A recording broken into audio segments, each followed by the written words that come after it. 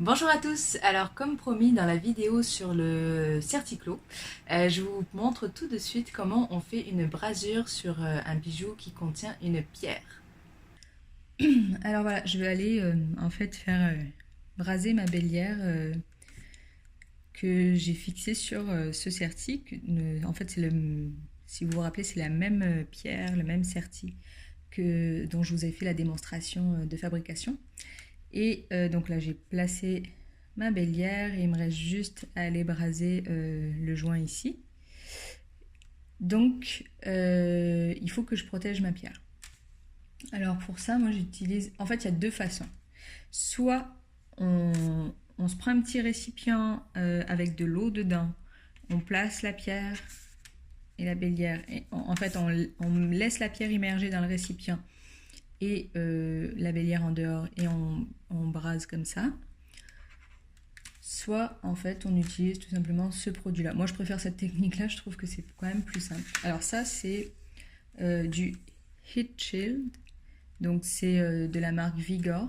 C'est un genre d'argile qui va venir protéger les pierres en fait quand vous avez des brasures à faire sur des bijoux sertis et que vous ne pouvez pas forcément dessertir par exemple.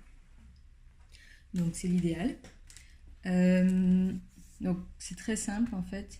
On en prend et là en fait on enrobe le plus possible le métal, la pierre surtout.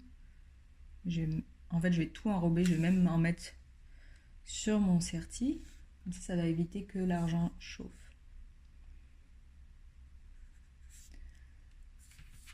Donc je l'enrobe et je vous reprends dès que j'ai fini.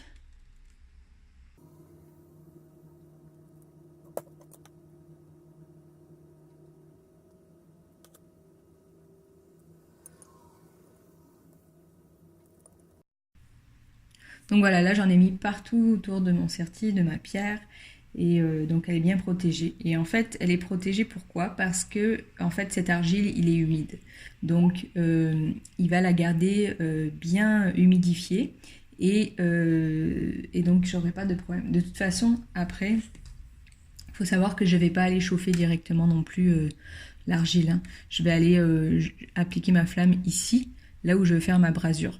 Donc c'est juste une précaution en plus parce que quand même la chaleur a tendance à... Ben, forcément la chaleur se transmet au métal. Donc là le risque qu'il y aurait eu si j'avais pas mis ma pierre dans cette argile ou alors dans l'eau, c'est que en fait le certi se serait mis à chauffer par conduction et, et donc ça aurait aussi chauffé ma pierre, ce qui n'est pas recommandé. Après cette technique là je le fais parce que c'est pas une pierre très fragile, mais je ne l'utiliserai peut-être pas cette technique avec une opale ou d'autres pierres un peu dans le style qui peuvent être fragiles ou qui ont été traitées ou voilà. Mais dans le cas de la calcédoine ça va, les quartz, un diamant il n'y a aucun problème. Donc là comme je vais faire une brasure rapide, bon, déjà pour aller récupérer mon petit paillon, je vais enlever un peu d'oxygène. Voilà. Et là je vais en rajouter, parce que comme je vais faire une brasure très rapide, je veux que mon paillon fonde vite. Donc je mets plus d'oxygène à ce moment-là. Et là, j'ai oublié quelque chose d'important. J'ai oublié de mettre du flux.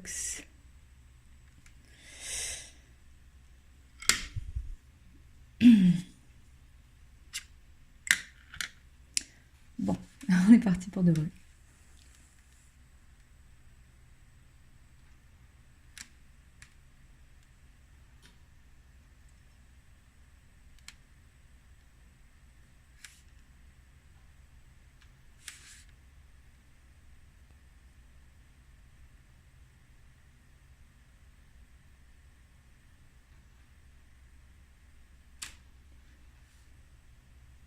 Et là...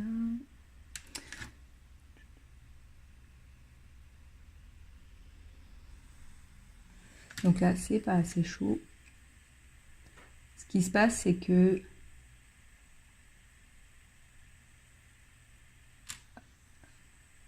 ok. En fait, il faut mettre beaucoup de chaleur parce que la pince qui est ici, elle vient prendre énormément de chaleur aussi. Donc en fait, la chaleur va se propager à la fois dans le certi et dans la pince. Donc c'est pour ça qu'il faut une flamme très oxydante pour qu'elle soit beaucoup plus chaude et que la brasure puisse bien se faire. Là, je ne sais même pas si le focus a été bon. Je suis désolée, c'est encore ma caméra qui a du mal à focuser. Mais enfin voilà, donc en gros c'est ça. Donc là, on voit que l'argile est encore humide. Donc elle a certainement très bien protégé ma pierre. Et donc ce que je vais faire, c'est que je vais laisser tout refroidir. Et puis ensuite, je vais juste rincer à l'eau. Ça va pouvoir enlever l'argile. Et voilà. Et je vais juste tremper le bout, en fait, ma bélière dans le dérocher, mais pas ma pierre. Je précise. Voilà, ça y est, j'ai tout nettoyé. En fait, j'ai tout enlevé l'argile et on voit que la pierre elle va très très bien, elle n'a pas fendu, elle est toujours là et donc il me reste plus, comme je vous disais, qu'à nettoyer l'oxydation qui s'est créée ici et puis à finir de polir ma bélière et voilà. Alors voilà, j'espère que cette technique vous sera utile et je vous dis à bientôt pour une prochaine vidéo.